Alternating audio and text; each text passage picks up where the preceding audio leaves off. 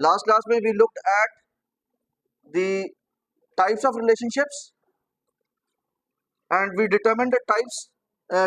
What is relationship, and we determined the types of relationship based upon the cardinality and participation. उससे related कोई सवाल? इनका सवाल ये है कि कस्टमर और ऑर्डर के दरमियान में वन टू मैनी रिलेशनशिप क्यों है? ये क्या मैनी टू मैनी रिलेशनशिप होना चाहिए या वन टू वन रिलेशनशिप होना चाहिए? नहीं, आप बताइए ना। हाँ, अच्छा चलें वन टू वन की बात करते हैं। पहले वन टू वन देखते हैं कि वन टू वन क्यों नहीं है। अभी हम कार्डिनलिटी की बात कर रहे हैं ना, पार्टिसिपेशन की बात नहीं कर रहे। इन्होंने कहा कि कस्टमर और ऑर्डर के दरमियान में रिलेशनशिप जो है वो वन टू वन क्यों नहीं है। ऑलरेडी जी, कस्टमर और ऑर्डर के दरमियान में अगर रिलेशनशिप वन टू वन होगा तो हर मर्तबा जब एक नया कस्टमर एक नया ऑर्डर देना होगा किसी ने, तो वो नया कस्टमर बनेगा। एग्जिस्टिंग कस्टमर कोई नया ऑर्डर नहीं दे सकता। इसका मतलब है कि एक कस्टमर मल्टीपल ऑर्डर्स नहीं दे सकता। हर कस्टमर जब आप बनाएंगे, हर नए ऑर्डर के लिए आप एक नया कस्टमर बना रहे होंगे, ठीक है? ऐसे तो नहीं होगा। तो इसका मतलब है कि एक कस्टमर के अगेंस्ट मल्टीपल ऑर्डर्स आ सकते हैं।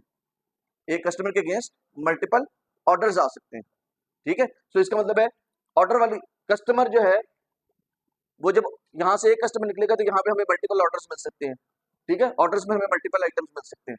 लेकिन जब हम अब दूसरा साइड चेक करते हैं, ऑर्डर की साइड चेक करते हैं। एक ऑर्डर है, उस ऑर्डर के पैसे आपने कितने कस्टमर से वसूल करने हैं? एक से करने हैं या एक से ज्यादा से करने हैं? एक से करने हैं ना, ठीक है? तो इस वजह से ऑर्डर के अगेंस्ट एक ही कस्टमर साइन होगा, ठीक है? बेशक सेम आइटम्स किसी और बंदे ने भी ऑर्डर किए हो, लेकिन उसके आपने पैसे अलग से वसूल करने हैं, ठीक है? वो एक अलग ऑर्डर है, उसका अपना डेट होगी, अपना टाइम होगा, ठीक है?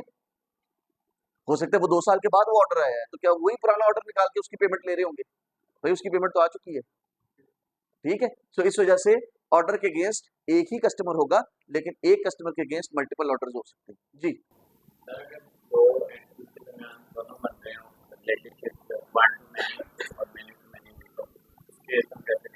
एग्जाम्पल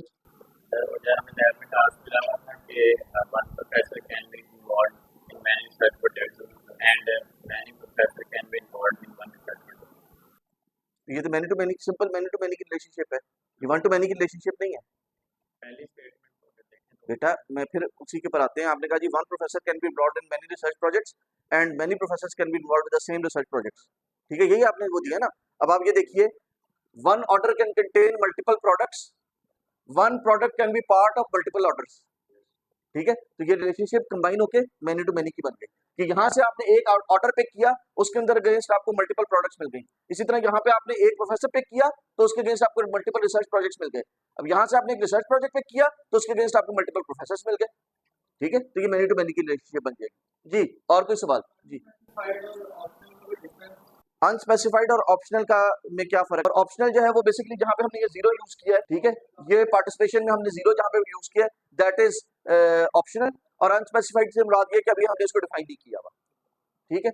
एक एंटिटी में एक से ज्यादा एट्रीब्यूट्स हो सकते हैं, बिल्कुल हो सकते हैं। For example unique attributes, for example अगर हम पर्सन की बात करते हैं या जैसे हमने एम्प्लॉय की बात की, तो हमारे पास एम्प्लॉय आईडी भी थी, CNIC भी थी, ईमेल आईडी भी थी, हमारे पास 3 थे। एम्प्लॉय की केस में हमने एक काफी है, एक से ज्यादा हो तो बहुत अच्छा है, लेकिन मिनिमम एक चाहिए होता है। जी और कोई सवाल? जी जी जी इनका सवाल ये है कि जैसे कि हम लैब में कर रहे थे, अभी मैंने यहाँ से फॉर एग्जांपल एक कस्टमर के मल्टीपल ऑर्डर्स हो सकते हैं, तो मैंने ऑर्डर के साथ मल्टीपल लिखा है, ठीक है? मैंने ऑर्डर्स के साथ मल्टीपल लिखा है।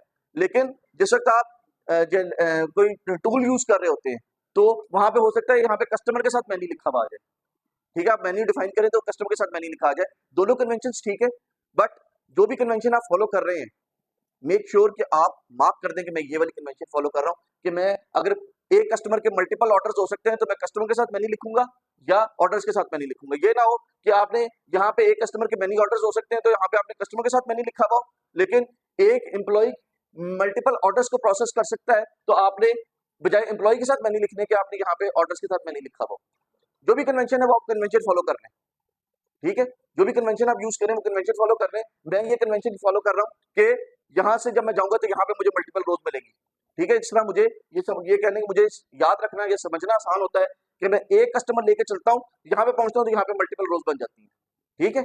यहाँ पे मुझे उसके मल्टीपल आइटम्स मिलते हैं। जी और भी कुछ कन्वेंशंस हैं और भी कुछ नोटेशंस हैं। हम जो है वो अगर हमें टाइम मिला तो आज हम जो है वो वाली नोटेशंस को भी ज़रा देख लेंगे।